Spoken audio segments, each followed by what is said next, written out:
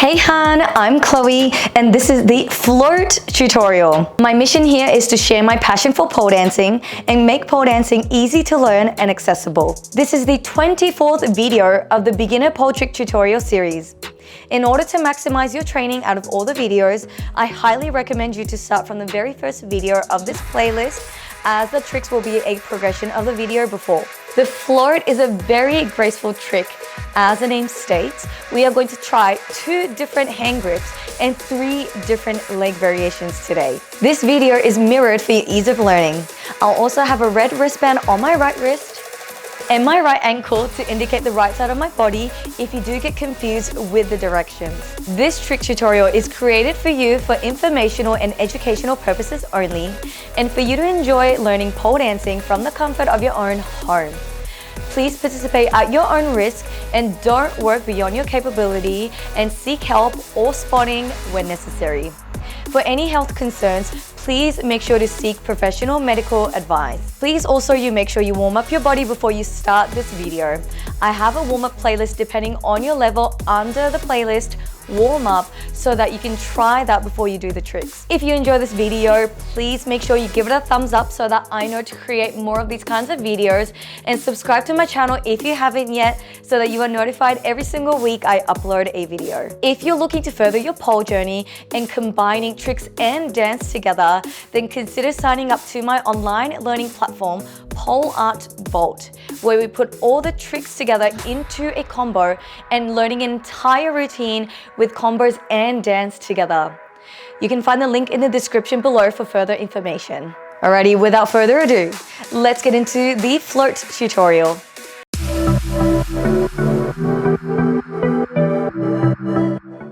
Alrighty, let's get into our conditioning for today. We are going to do our forearm grip carousel kicks for our conditioning. Now, we've done this in the past before with our leg bent, but we are going to keep our leg straight today. So you're gonna come onto the left side of the pole. Inside hand comes nice and high, making sure that you can see the imaginary or face of the watch if you have one on your top wrist. Outside it comes in front of your face, making sure that it's on your bottom half of your face. Now, your elbow, if your left hand is on the pole, comes onto the other side of the pole. So remember, elbow and your hand goes on 2 different sides of the pole. Inside hand comes nice and high. Inside leg goes behind the pole into your knee crease and the bridge of your foot, creating a higher than 90-degree angle with your leg. From here, you're going to push in your bottom arm, pull in your top arm, squeeze into that inside leg, and then you're gonna kick your leg back in your straight leg. So making sure that you really squeeze your bum and kick it backwards and then not to your side. So all the way back. Beautiful. Let's do 2 more on that same side. So we've done 1 so far, 3 in total.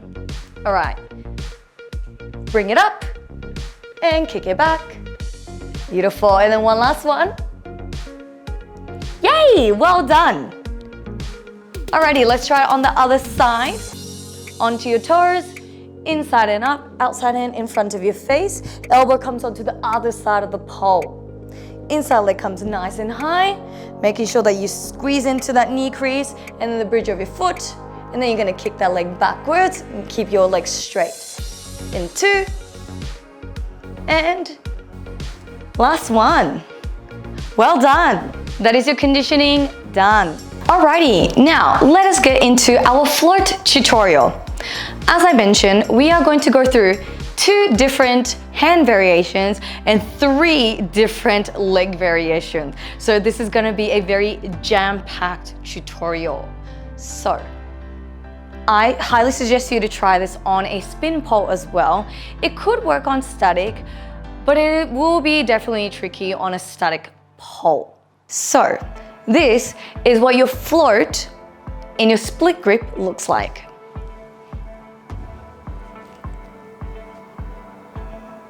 First leg variation, second leg variation, and third leg variation. Now, this is what your float forearm grip looks like.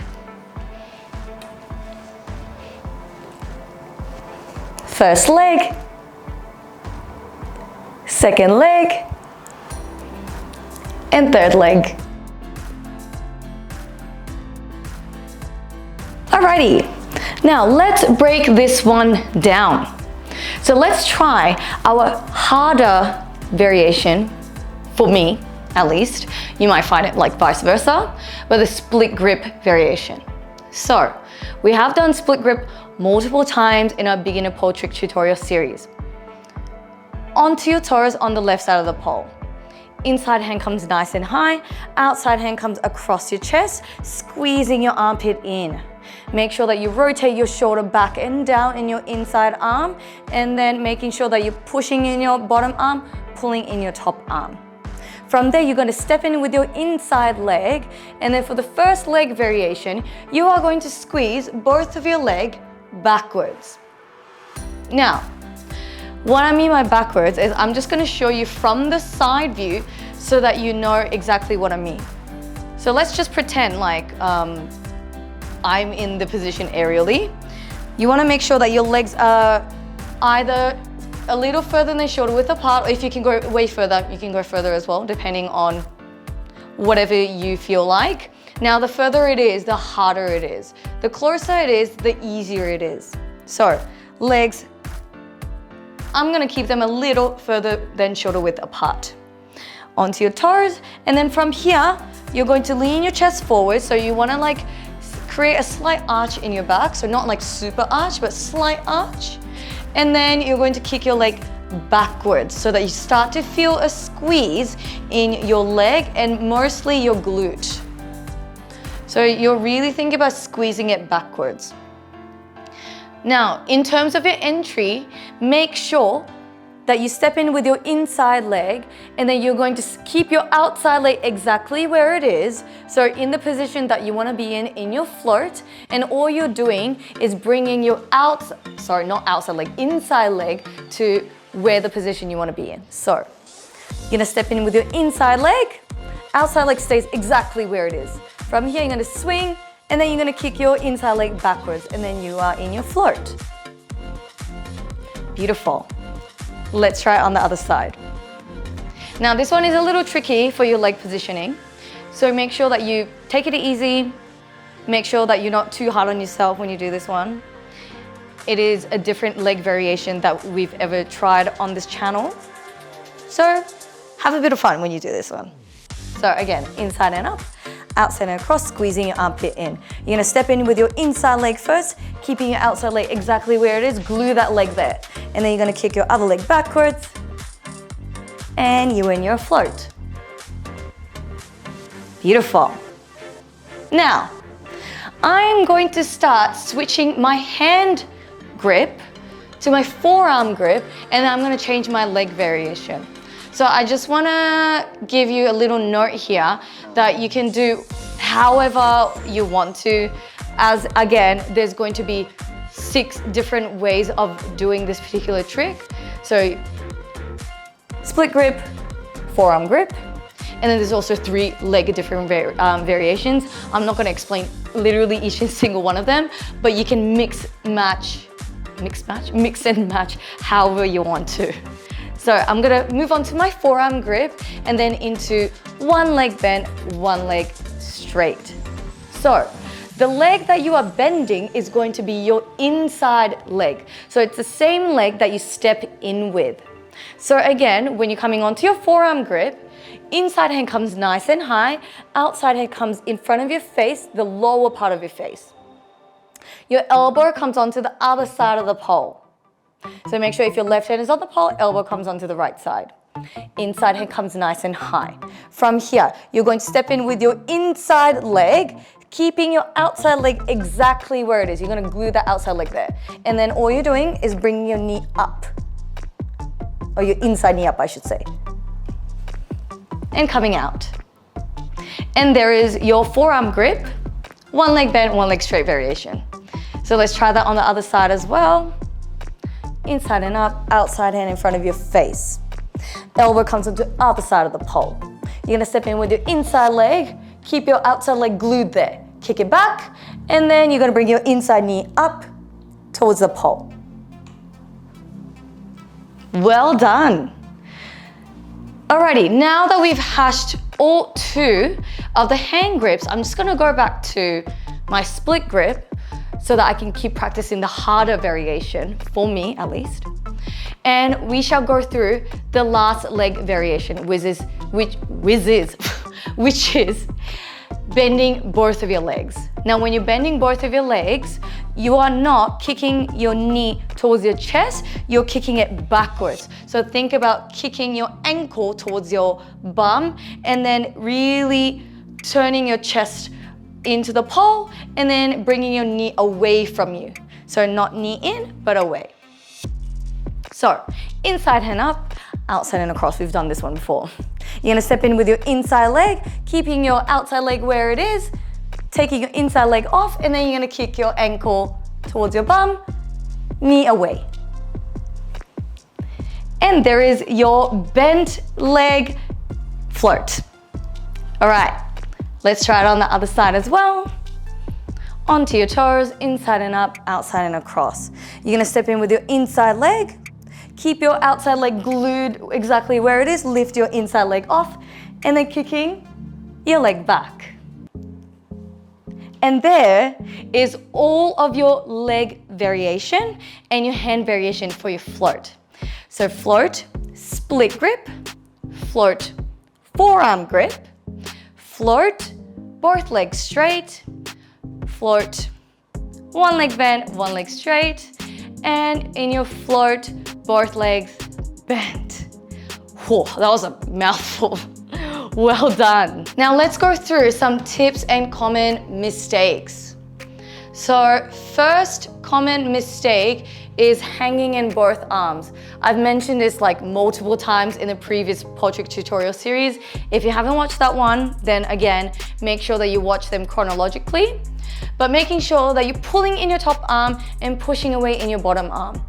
Now, if you end up pulling in both hands, then you're not really practicing the push in your outside hand, and you're going to struggle a little later when we progress into other tricks as well. And if you end up hanging, then you are going to injure your shoulder. So make sure that when you're pulling in your top arm, that you rotate your shoulder back and down, and then push away with your outside hand, squeezing your armpit in. Now, when you're in your float, also make sure that your body isn't turned towards the pole. If you turn towards the pole, you're going to struggle to push in your bottom arm, so making sure that your body is turned away from the pole. So the more you turn your body away, the easier it is for you to hold that float, so make sure that you turn your chest away. Now, other thing is a very, very common one when you're starting to learn the float is when you're coming into your float, you're like, like your legs start sort of like wailing. This is a really common one just because it is really hard to sort of like tighten your core and then hold that position. Now, if you're finding that you are like sort of like spinning like in a really weak position, and then when you can't hold your float, most likely because you're not keeping your outside leg glued when you're lifting your inside leg off. So what happens is you end up sort of like swinging your outside leg and then you're just like, So instead of kicking your outside leg around, make sure that you're not swinging your leg. Keep your outside leg literally glued. So once you swing, that's when you start losing that leg control. So make sure once you come here, that you only use your inside leg to sort of push and then kick your inside leg backwards. So you want to really control that spin when you're doing the float. The more you swing your outside leg around, you will struggle to get into that position. Now, if you feel like your hand is slipping, because for this particular one, you are going to need a lot of hand grip because you're not really using your leg grip whatsoever, make sure that you wipe down the pole with methylated spirits and then with towel. If you need to get some grip aid, highly, highly recommend you to get some hand grip. And the product that I recommend is going to be in the link in the description. I'm not sponsored for the product, it's just for your own benefit. Now, other thing I usually like to do is before I apply hand grip is to wash my hand with soap. Now I have really, really slippery hands. So I used to, especially when I used to go to class, I would duck out of class like every maybe few minutes or even like tens of minutes or something, and then wash my hand with soap, dry it out, and then apply grip aid, and that used to help me for probably about 10-15 minutes until I start getting sweaty again. Honestly, unfortunately, that was like the only option for me at the time. But another option is I heard that there's an antiperspirant that might also be good for your hand. Honestly, your best bet is to just try different sort of products. Even the product that I recommend, it might not work for you. And just keep that in mind because everyone has such different body types. And for some reason, we have like different sorts of like sweatiness as well. So some grip might work for you, some grip might not. If you have dry hands, it might be very different to the product that I like. So make sure that you try a few grip aids to see which one works. Just because one doesn't work for you doesn't mean that you can never grip onto the pole. Now, lastly, I just wanna talk about how to make your float look extra pretty. Now, to make your float extra pretty, making sure that you either look over your outside shoulder or look towards the top of the pole. Now, it doesn't really harm to just look towards the pole or look straight forward. It's okay. I'll just show you what it looks like. I mean, it's still okay. But as soon as you look over your outside shoulder or look towards the top of the pole, it just makes your spin look that extra pretty. So make sure you don't forget about your head movement while you're doing tricks as well, and that's really gonna help you elevate your pole trick to the next level.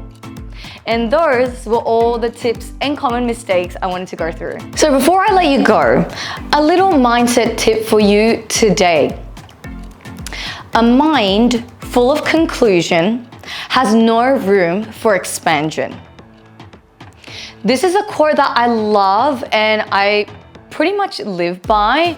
As soon as you create a conclusion for yourself, example, oh, I can't do this, or I'm not cut for this. As soon as you set a conclusion for yourself, there is no room for you to expand your horizon and also keep learning and also better yourself. Now, if we are applying this to pole, as soon as you look at a trick and go, oh, that's not possible, that is impossible.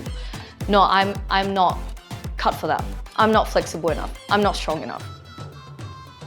Although, by all means, if it is like an absolutely crazy trick, I understand that to a certain extent. But as soon as you set yourself a limit, then that is the end, and you are setting yourself at sort of like a level to tell yourself that, oh, I can't achieve that. Now, when you are looking at a crazy trick that you saw, as I mentioned, it is understandable. Maybe it might not be achievable for you, but achievable for you now is the key word.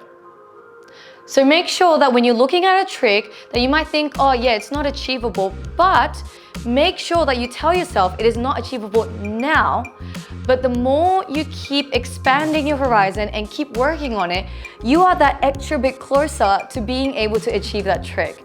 And I can tell you from experience that any trick is possible if you put your mind into it.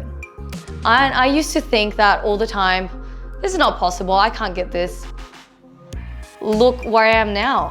I never thought that I was able to achieve certain tricks like the bird of paradise, fungies, all these crazy flips. I was like, oh, I'm not cut for that. Like, I'm a very flowy type of person. I'm not a dynamic trick kind of person. And I didn't limit myself there. I told myself, okay, I really need to stop this narrative that I can't do this. I can get there, but it will take time. So all you need to be is consistent. Just enjoy the journey for now. Don't overthink things and you will be just fine. Thank you so much for joining me.